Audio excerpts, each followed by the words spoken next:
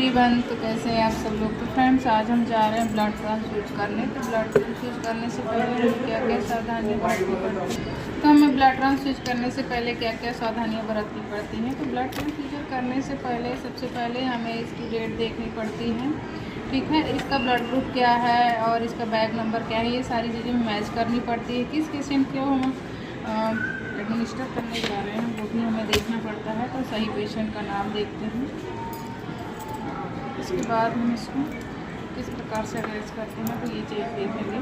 तो इसका हमने कैप निकाल दिया है। कैप निकालने के बाद इसमें हम इस प्रकार से इसको ऐसे घुमा के मैंने तोड़ लिए हैं, ठीक इस प्रकार से हम इसको टैपिंग करेंगे। किस प्रकार से इसे प्रिक करते हैं सभी को आइडिया नहीं होता, सो इसलिए मैं एक वीडियो बना रही हूँ ताकि आप सभी को आइडिया हो जाए। तो ये देखिए कितनी आसानी से, थोड़ा सा ताकत लगानी पड़ती है बट आसानी से हो जाता है। और जब भी आप किसी को फर्स्टली ब्लड ट्रांसफ्यूज कर रहे हैं तो उस समय हमें पेशेंट को बताना पड़ता है कि अगर कोई एलर्जी हो, कोई ईचिंग हो रही, फीवर आ रहा है, ठंड लग रही, कोई भी चीज़ है तो आपको तुरंत आके हमें बताना है। दैन अगर हमें पेशेंट आके बताता है तो उस समय हमें जाकर तुरंत ब्लड को पहले स्टॉप करना होता है, दैन इन्फॉर्म द डॉक्टर। इसके बाद हमें एविल और डेक्सा पेशेंट को लगाना होता है। ज़्यादा अगर प्रॉब्लम हो रही है तो हम हाइड्रोकॉर्ड भी लगा रहे हैं अगर पेशेंट को सांस लेने में दिक्कत हो रही है। तो इस प्रकार से हमने इसे प्रिक कर लिया है, देन पुश कर लेंगे इसको ताकि चैम्बर में ब्लड आ जाए। अभी हमने इस रेगुलेटर को बंद कर दिया है, इस प्रकार से इसमें ब्लड नहीं आ रहा है। इसको हम धीरे धीरे चालू करेंगे। देखिए, चालू करने के बाद हम ब्लड को, ये देखिए धीरे धीरे इससे थैली से यहाँ आएगा। इसके बाद हम इसको बंद कर देंगे। तो अभी हमारे पास कोई स्टैंड नहीं है, सो हम ऊपर ही रख ले रहे हैं। तो इस प्रकार से देखिए ब्लड आते हुए आपको साथ दिख रहा होगा, ये इधर तक आएगा। इसके बाद हम इसको चैम्बर को ऑफ कर देंगे।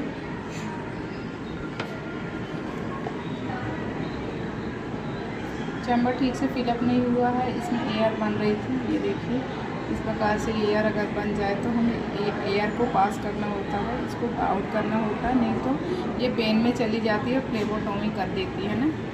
इसकी वजह से पेशेंट को बाद में प्रॉब्लम हो सकती है। तो इस प्रकार से देखिए मैंने इसको चालू कर लिया है और ब्लड बाहर ना जाने का। अब हम चल रहे हैं पेशेंट को ट्रांसफ्यूज करने के लिए। हमने सारा कुछ चेक कर लिया, हमें कौन सा पेशेंट है ये भी पता है।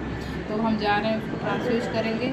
पेशेंट क्योंकि बच्चा है तो हम इसको स्लो ही एडमिनिस्टर करेंगे। कभी कभी हम 2 आवर में ही इसको फिनिश्ड कर देते हैं। अधिकतर इसका 4 आवर का टाइम होता है फिनिश करने के लिए, पर इमरजेंसी में हम 2 आवर में ही फिनिश करते हैं। जैसे कि आईसीयू वगैरह में अगर हम पेशेंट को एडमिनिस्टर करते हैं तो वहाँ पे 2 आवर में ही हम फास्टली ट्रांसफ्यूज करते हैं। अगर पेशेंट को कोई एलर्जी हो रही है तो तुरंत स्टॉप करके एविल डेक्सा, दैन अगर ज़्यादा प्रॉब्लम हो रही है जैसे सांस लेने में दिक्कत हो रही है तो हाइड्रोकॉर्ड भी लगाते हैं। ओके, तो आई होप सारी चीज़ें आपको समझ में आ गई होंगी। अब हम जा रहे हैं पेशेंट को ट्रांसफ्यूज करने। हमारे साथ कोई दूसरा पर्सन नहीं है, सो हम आपको पेशेंट नहीं दिखा पाएंगे, पर कोशिश करेंगे, ठीक है। इसको एडमिनिस्टर करने के बाद हम आपको दिखवाएंगे कि कौन से पेशेंट को हम ये ब्लड ट्रांसफ्यूज कर रहे हैं। चलिए देखते हैं। कार से मैंने बच्चे को ब्लड ट्रांसफ्यूज कर दिया। ये देखिए एक बार फिर से मैं चेक कर रही हूँ कि सब कुछ सही है या नहीं और सही से ट्रांसफ्यूजन हुआ है या नहीं। तो पेशेंट को कोई एलर्जी हो, ठंड लग रहा हो या भी कोई दिक्कत हो, मैंने उसको सब कुछ समझा दिया है। तो ऐसे ही हमारे इंटरेस्टेड वीडियो के लिए आप सब हमारे साथ बने रहें और मिलते रहें। तो हमने बोला था कि आपको पेशेंट को दिखाएंगे, तो मैंने कोशिश की। और ये देखिए ये बच्चा है जिसे हमने ब्लड ट्रांसफ्यूज सीधे लेटो, सिर सीधा रखो, पैर सीधे नीचे रखो। बोला कि बेटा सीधे लेट जाओ, तो सीधे लेट गया है। तो मिलते हैं नेक्स्ट वीडियो में, तब तक के लिए thank you so much, bye bye.